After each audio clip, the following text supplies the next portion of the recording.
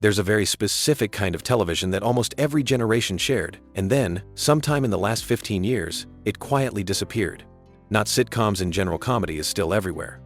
Specifically, the family sitcom.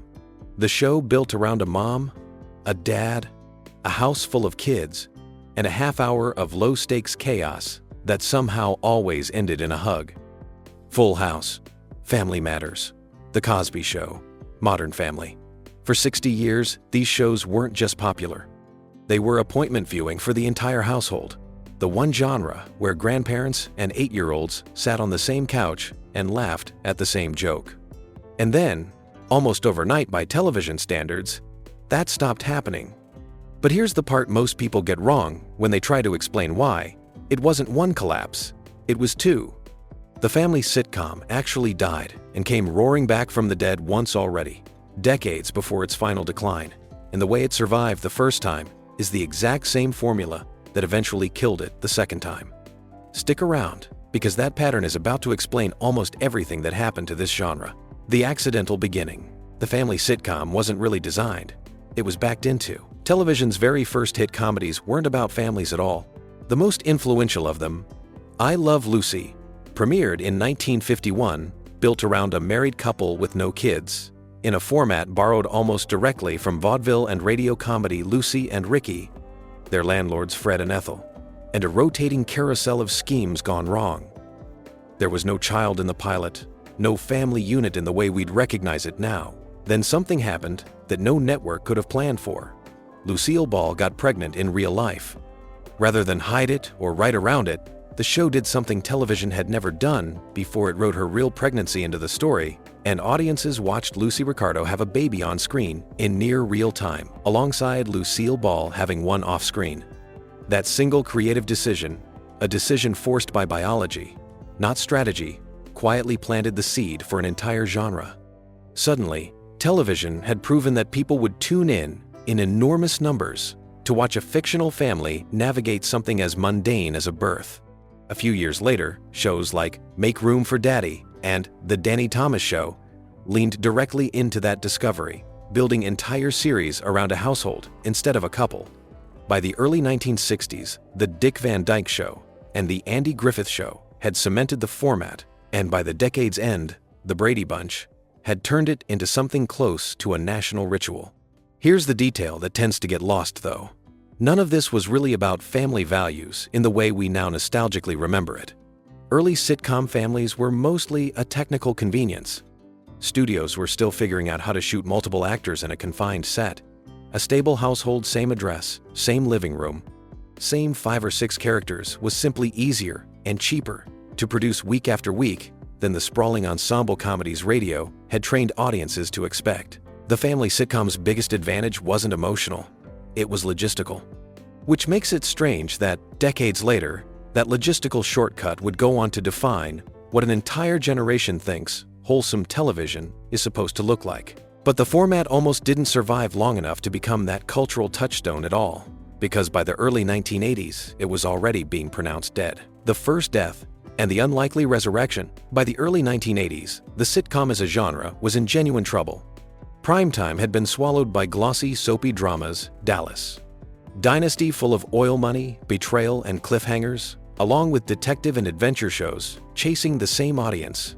Comedy, and family comedy specifically, was starting to look like a relic. Industry conversations at the time treated it as a format on life support, something audiences had simply outgrown in favor of primetime melodrama. Then, in September 1984, one show reversed that entire trajectory almost single-handedly. The Cosby Show wasn't just a hit.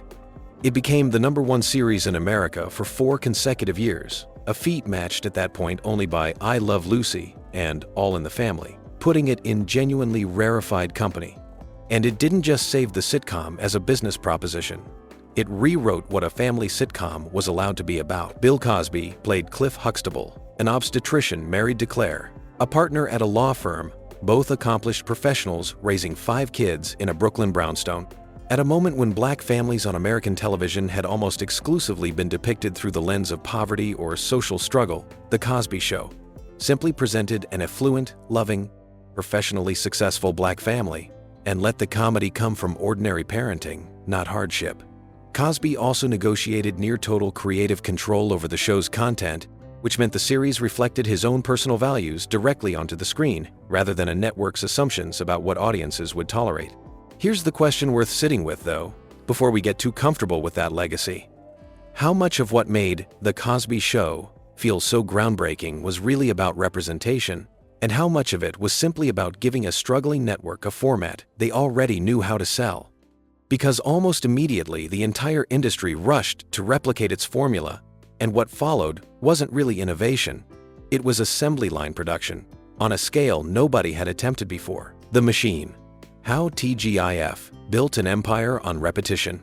If The Cosby Show proved family sitcoms could dominate, One Friday Night on ABC proved they could be manufactured at scale. In 1989, ABC took a handful of sitcoms it already had airing on Friday nights, including Full House and Perfect Strangers, and branded the entire block TGIF, short for Thank Goodness.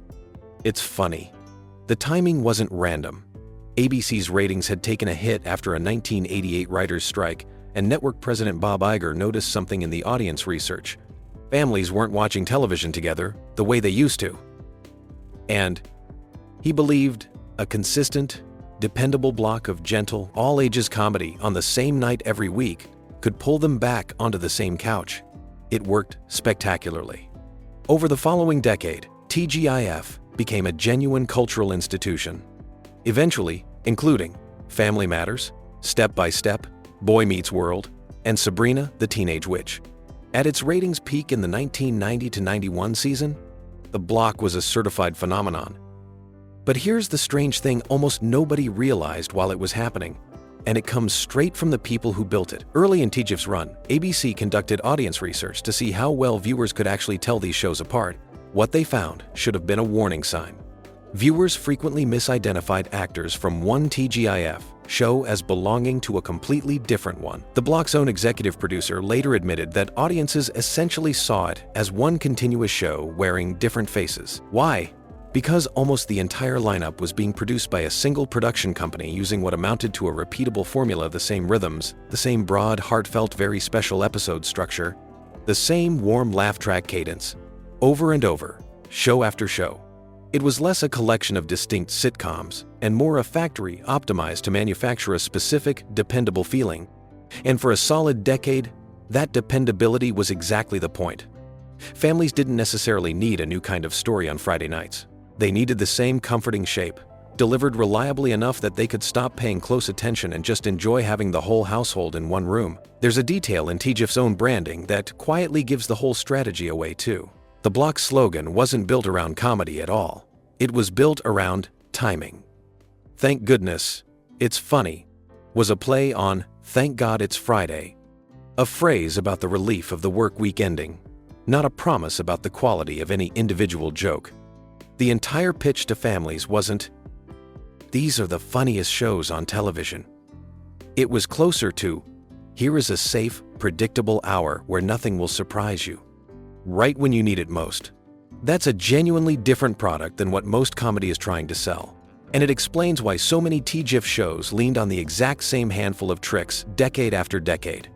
Sitcom dads, who were lovably incompetent, sitcom moms, who were the real authority in the house, and at least one episode a season built entirely around a single moral lesson, delivered with a swelling piano cue right before the credits rolled. That formula would eventually crack, though, and the first cracks didn't come from where you'd expect. The peak and the first cracks. Here's a curious detail buried in TGIF's own history. The block's single highest-rated season was 1,990-91, and its ratings never fully recovered after that peak, even while the block itself kept running for years afterward. What happened that year? ABC moved its biggest breakout hit, Full House, off Friday nights entirely, promoting it to Tuesdays to help launch a brand new show called Home Improvement. The strategy worked exactly as intended. It helped Home Improvement become a massive hit in its own right. But it also quietly hollowed out the show that had been TGIF's anchor. The shows that filled the resulting gaps in the Friday lineup simply never matched what had been there before. There's a lesson hiding in that decision that would repeat itself in a much bigger way, roughly 3 decades later. The family sitcom's greatest strength, its dependable, replicable formula was also exactly what made individual shows disposable. If any well-produced, warm, all-ages sitcom could plug the hole left by another, then no single show was actually irreplaceable. Which raises an uncomfortable question worth holding onto for later. If the format itself was always more important than any specific show wearing it, what happens once the format itself stops being what audiences want? Because that's precisely what was about to happen, just not for another 20 years. The last great one. By the late 2000s, broadcast family sitcoms felt like they were running out of runway. The genre had produced beloved, awarded hits throughout the 90s and 2000s. Everybody Loves Raymond, Malcolm in the Middle, According to Jim, but nothing since The Cosby Show had reshaped what the format could actually be. Then, in September 2009, ABC premiered a show that would end up doing exactly that, and become almost nobody realized it. At the time, the last true blockbuster the genre would ever produce. Modern Family borrowed the mockumentary, talking heads, visual style that The Office had popularized, and used it to reframe the entire premise of what a family sitcom could depict. Instead of one household, it followed three separate, seemingly unconnected families who turn out to all be related: a traditional nuclear family, a blended family with a much older husband and a much younger wife, and one of primetime television's first gay couples raising an adopted daughter as lead characters. It won the Emmy for Outstanding Comedy Series 5 years running, racked up 85 Emmy nominations across its run, and for over a decade sat comfortably among the highest-rated scripted shows on any network. Here's the part that makes its ending genuinely historic rather than just sentimental, though. When Modern Family wrapped its 11th season in 2020, it wasn't just one show ending. Television critics have since pointed to that finale as, effectively, the last time a broadcast network sitcom drew both massive live ratings and top industry awards. At the same time, a combination that, at the time, nobody quite grasped would never really happen again. Modern Family wasn't just the end of an era. It may turn out to have been the final show that got to exist in the world the family sitcom was actually built for. One where an entire country, of every age, sat down at the exact same time, on the exact same night, and watched the exact same episode together. So what actually killed that world? It wasn't bad writing, and it wasn't a sudden loss of talent. It was a business model. The second death. Why the formula stopped working. Remember the uncomfortable question from earlier? What happens once the replicable formula itself stops being what audiences want? Here's the answer. And it's less about creative burnout than almost anyone assumes. Streaming didn't just add new places to watch television. It fundamentally rewired the economics that the family sitcom's entire existence depended on. Broadcast family sitcoms were built to be broad-on-purpose engineered, so that a grandparent, a parent, and a child could all laugh at the same joke in the same room, because for decades, that was the only way to win, attract the single biggest possible audience on a given night. Streaming platforms don't need that. Their entire business model rewards the opposite instinct: dozens of narrower shows engineered for specific pockets of an audience, rather than one enormous show trying to please everyone simultaneously. It's simply more efficient for a platform with unlimited shelf space to serve 5 different dramas to 5 different niches than to gamble on one broad family comedy trying to unite them all. That shift shows up starkly in what actually gets made now. Broad, gentle, all-ages family comedy hasn't really vanished from streaming platforms.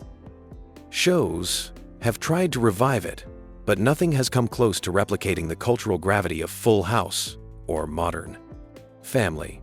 Meanwhile, the comedies that have genuinely thrived in the streaming era tend to do the opposite of what family sitcoms always did.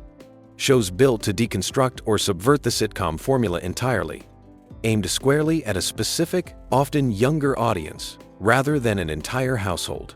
There's a second, quieter force working alongside that economic shift. 2. The death of appointment viewing itself. Family sitcoms weren't just written to be watched together in the same room. They were written to be watched at the same time, across an entire country, on a fixed weekly schedule, which is precisely what made the whole family gathered around the TV experience possible in the first place. Streaming replaced that shared ritual with something quietly different. Full seasons dropped all at once, watched alone, on a schedule nobody else shares. You can still watch a family sitcom on your own laptop at 2 in the morning. What you can't really replicate anymore is the specific communal thing the format was actually built to deliver: an entire household, gathered in one room, laughing at the same joke at the same exact second. There's one more piece of this worth mentioning, because it's the part that rarely gets brought up alongside the streaming argument. The definition of family, the genre was built to reassure, has itself kept shifting. And every generation of family sitcom quietly rewrote its own rules to keep up. The nuclear household of Leave It to Beaver gave way to the blended professional Huxtable family of the 80s, which gave way to the step-families and gay parents Modern Family normalized for a mainstream network audience in 2009. Each version of the format managed to expand who got to be shown as normal, without losing its broad appeal, right up until the exact moment the audience itself splintered into 1,000 smaller streaming niches too, fragmented for any single show to reach all of them at once. In other words, the family sitcom didn't fail because it stopped being able to represent modern families. It failed because there was no longer one single room large enough to show that representation to everybody at the same time. And there's something almost poetic in how that connects back to where we started. The genre was born from an accident, a network stumbling into the discovery that audiences would watch a fictional family experience something as ordinary as a birth. It nearly died once already, in the early 1980s, before a single show single-handedly proved a formula could be repeated indefinitely, at scale, across an entire decade. And it finally ended not because the jokes stopped landing, or because families stopped existing, but because the very thing the genre was engineered to produce, one room, one couch, one shared laugh, quietly stopped being how television gets watched at all. So here's the real question worth leaving you with. Everything about how we consume television has changed since 1951, except, in a strange way, actual families haven't changed nearly as much. People still get married, still raise kids, still navigate the same small daily chaos. I Love Lucy, and Full House, and Modern Family, all mined for laughs. The family didn't disappear. The room where everyone used to watch it together did. And that raises a genuinely open question nobody in the television industry has answered yet. Is the family sitcom actually dead? Or is it just waiting for someone to figure out what gathering the whole family around a screen even means now that there's no longer a single screen left to gather around?